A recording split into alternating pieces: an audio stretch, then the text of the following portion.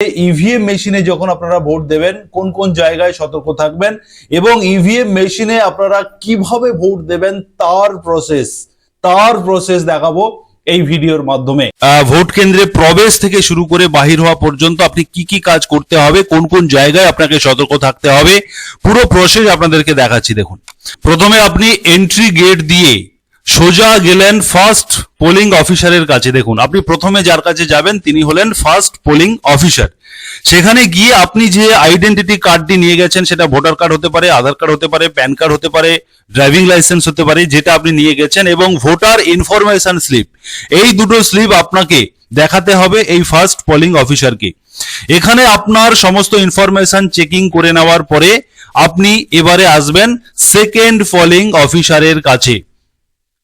দেখুন, আপনি first polling অফিসারের কাছে কাজ মিটে যাওয়ার পরে আপনি সোজা চলে এলেন সেকেন্ড পোলিং অফিসারের কাছে।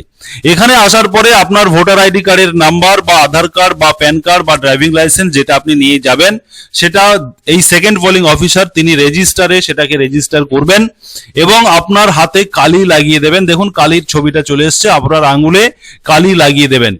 এবারে আপনার সেকেন্ড পোলিং অফিসারের কাছে এই কাজটি মিটে যাওয়ার পরে আপনি আসবেন থার্ড পোলিং অফিসারের কাছে আপনি আসবেন। দেখুন, আপনাদেরকে দেখানো হচ্ছে আপনি থার্ড পোলিং অফিসারের কাছে এলেন এবং ভোটার স্লিপ, এই সেকেন্ড পোলিং অফিসার আপনার হাতে একটি ভোটার স্লিপ দেবেন। সেই ভোটার স্লিপটি আপনি থার্ড পোলিং অফিসারকে আপনি জমা করবেন। এখানে বলে দিই আপনাকে, আপনি যে ভোটার স্লিপটা নিয়ে গিয়েছিলেন সেই ভোটার স্লিপটা নয়, কিন্তু আপনাকে সেকেন্ড পোলিং অফিসার ওখানেই ইনস্ট্যান্ট আরেকটি ভোটার স্লিপ, ছোট্ট ভোটার স্লিপ আপনাকে ইস্যু করবেন এবং সেটা আপনি গিয়ে থার্ড পোলিং অফিসারকে দেবেন। এবং আপনি যে ভোটার স্লিপটা নিয়ে গিয়েছিলেন বাড়ি থেকে, সেটা আপনি যখন ফার্স্ট পোলিং অফিসারকে দেখাবেন এবং আপনার ফার্স্ট পোলিং অফিসারের কাছ থেকে সেই কাজ মিটে যাওয়ার পরে আপনি অফিসারকে বলবেন যে স্যার আমার ভোটার স্লিপটি আমাকে ফেরত দিন, বললে উনি আপনাকে ভোটার স্লিপটি ফেরত দিয়ে দেবেন এবং সেটা আপনি সযত্নে গুছিয়ে রাখতে পারেন।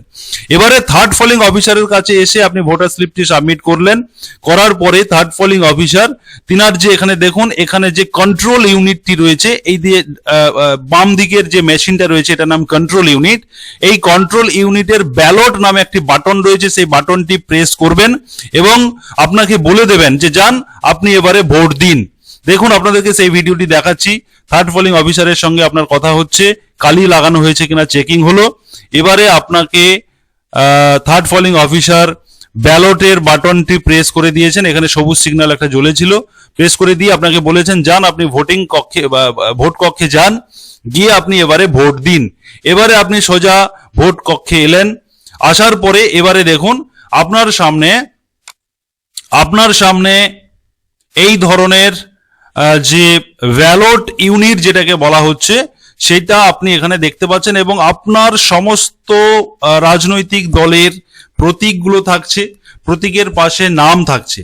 এবারে আপনি প্রতীক দেখে নিশ্চয়ই ভোটটা দেন। ম্যাক্সিমাম যারা অভিজ্ঞ, যারা জানেন শোনেন, তারা নাম প্রতীক সমস্ত কিছু দেখে নেন। এবারে আপনি যেই প্রতীকে ভোট দিতে চাইছেন বা আপনার মনোনীত যে প্রার্থীকে ভোট দিতে চাইছেন, সেই সোজা দেখুন এখানে যে বাটনগুলো রয়েছে, আপনাদেরকে অনস্ক্রিন দেখাচ্ছি ভিডিওতে, যে বাটন রয়েছে এই বাটনগুলোর মধ্যে যেটাতে আপনি ভোট দিতে চাইছেন, যেই নাম যে প্রতীকের সোজা, সেই বাটনটি আপনি প্রেস করবেন। প্রেস করার সঙ্গে সঙ্গে আরেকবার দেখাচ্ছি, দেখুন প্রেস করবেন। প্রেস করার সঙ্গে সঙ্গে ওই বাটনের পাশে একটি আলো জ্বলবে।